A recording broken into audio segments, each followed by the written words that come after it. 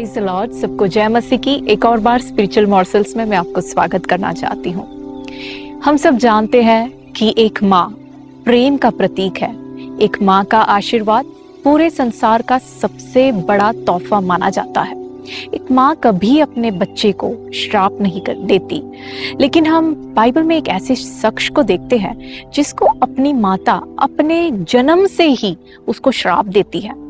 इस शख्स के बारे में हम पढ़ते हैं पहले इतिहास के पुस्तक में। देखिए, इतिहास का पुस्तक माना जाता है बाइबल में एजरा नबी ने लिखा था। तो एजरा नबी जब इसको लिखने लगता है, पहले अध्याय से पहले इतिहास के पहले अध्याय से यदि हम देखें तो वो इजराइल के पूरे वंशावली आदम से शुरू करता है। वो कहता है पहले अध्याय के पहले आयत में, आदम का पुत्र शेत, शेत का पुत्र एनोश, इस प्रकार से लिखता है। पूरे अध्याय यदि हम देखें तो हम वहां पे वंशावली देखते हैं। दूसरे अध्याय जब पहुंचते वहां पे भी वंशावली, सारे पुरखों के नाम लिखे होते हैं। तीसरे अध्याय में भी यही पुरखों के नाम, सारी वंशावली। चौथे अध्याय जब हम पहुंचते हम देख पाते कि वो यहूदा की वंशावली शुरू करता है, यहूदा गोत्र की। और जैसे वो वंशावली लिखता लिखता जाता है, लेकिन जब वो 9 आयत पहुंचता है, 9वीं आयत में एकदम से जैसे कोई सडन ब्रेक लगा के गाड़ी रोकता है, वैसे वो रुक जाता है। वहां पे वो 2 आयतें, 9 आयत और 10वें आयत, वो एक व्यक्ति की कहानी लिखता है। और फिर उसके बाद 11वीं आयत है, फिर से अपना काम वही कंटिन्यू करता है। जहां पे रुका वहीं से वो शुरू कर देता है वंशावली लिखना। तो बीच में उसको रुककर इस व्यक्ति के बारे में लिखने की जरूरत क्या थी? मेरा ये कल्पना इस प्रकार है कि जब वो लिख रहा था तो उसने यूं देखा, तो वो व्यक्ति चलते हुए उसने देखा, उसने जैसे उसको देखा उसने सोचा, अरे यब्बेस, मुझे इसके बारे में 2 लाइन लिखना पड़ेगा। यदि मैं इसके बारे में 2 लाइन ना लिखूं तो बहुत बड़ी कमी हो जाएगी। चाहे वंशावली के बीच में हो क्यों ना हो, कोई फर्क नहीं पड़ता, मैं 2 लाइन इसके बारे में लिख के ही रहूंगा। और फिर एजरा उस व्यक्ति की पूरी कहानी, उसकी जो सारांश है, वो 2 लाइन में लिखता है, खत्म करता है और फिर अपने वंशावली लिखने का काम कंटिन्यू करता है। इस व्यक्ति के बारे में इतना खास क्या है? यब्बेस के बारे में 9 आयत में हम देखते हैं, वहां लिखा है, अब यब्बेस जो है अपने सारे भाइयों से सबसे अधिक मानित था, सम्मानित था। तो इसमें कौन सी बड़ी बात है? क्योंकि हर घर में हम देखते हैं, हर घराने में कोई एक व्यक्ति तो होता ही है जो अपने दूसरे भाइयों से भी श्रेष्ठ होता है, दूसरे भाइयों से मानित होता है। तो उसमें यब्बेस के बारे में इतना खास लिखने की जरूरत क्या थी?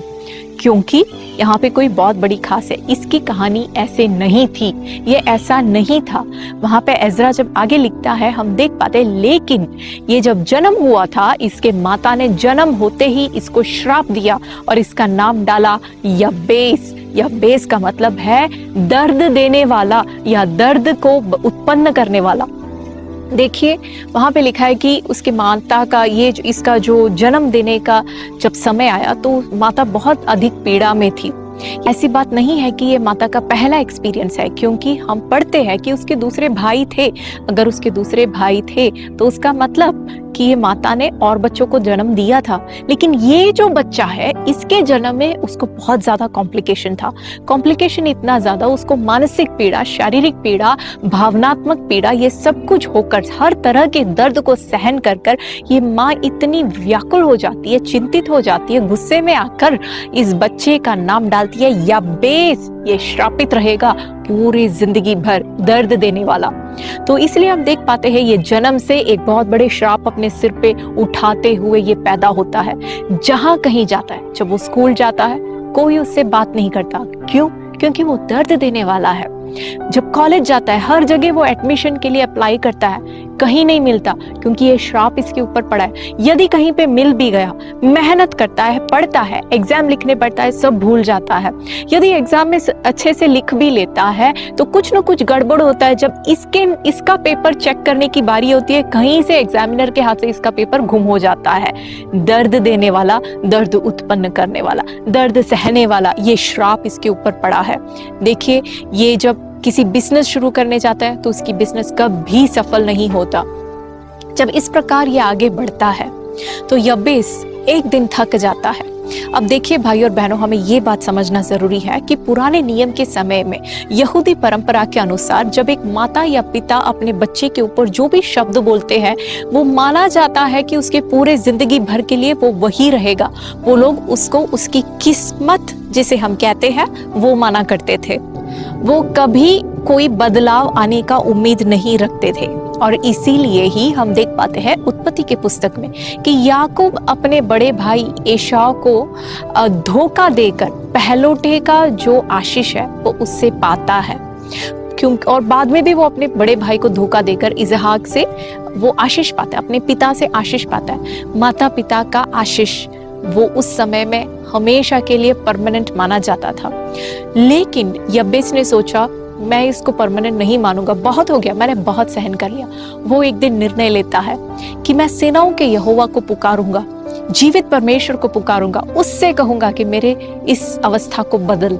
और वो अपनी परिस्थिति के लिए परमेश्वर यहोवा से चिल्लाकर प्रार्थना करते हैं। 10वीं आयत में हम देखते हैं वो कहता है, हे परमेश्वर, काश तू मेरी इस परिस्थिति को बदल देता, काश तू मुझे आशीष देता, इस श्राप को तू तोड़ देता और मेरे इस दर्द को तू हटा देता। इस प्रकार से जब वो प्रार्थना करता है, वहां लिखा है कि परमेश्वर यहोवा ने उसके प्रार्थना सुनी और उसको जैसे उसने मांगा वैसे उसको दिया।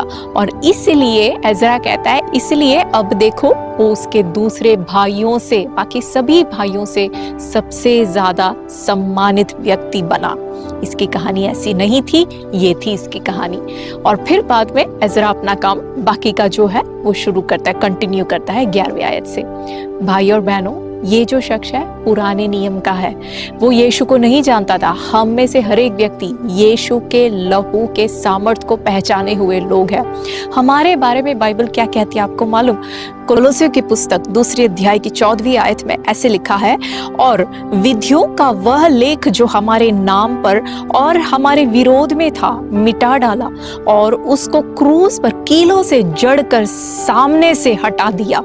बाइबल हमें सिखाती है कि हमारे खिलाफ जो भी विधि लिखी गई थी सब कुछ यीशु ने हटा दिया, हमारे सामने से हटाकर उसको क्रूस पे उसको कीलों से ठोक दिया गया है। लेकिन आज हम क्या करते हैं? लोग कहते हैं अरे ये तो तेरा किस्मत है, अरे ये तेरे परिवार में सबके साथ हुआ है, तेरे साथ भी होएगा, और हम उसको स्वीकार करते हैं। हमें ये स्वीकार करने की जरूरत नहीं है। चाहे माता ने श्राप दिया हो, पिता ने श्राप दिया हो, चाहे दादा ने श्राप दिया हो या दादी ने श्राप दिया, चाहे हमारे परंपरागत श्राप चलते हो, चाहे हमारे टीचर्स ने श्राप दिया हो, किसी ने कोई भी नेगेटिव शब्द, नकारात्मक शब्द आपके जीवन के ऊपर बोला हो, उसे आपको स्वीकार करने की जरूरत नहीं है। यीशु के पास ले आए, उस क्रूस के पास ले आए और यीशु से कहे, यीशु तूने इसे क्रूस पर ठोक दिया है, अब मुझे ये नहीं चाहिए, इसे हटा दे मेरे सामने से। और यीशु का वो आशीष अपने जीवन में स्वीकार करे, याबेस के समान अपने परिस्थिति में एक बदलाव अपने जीवन में पाए।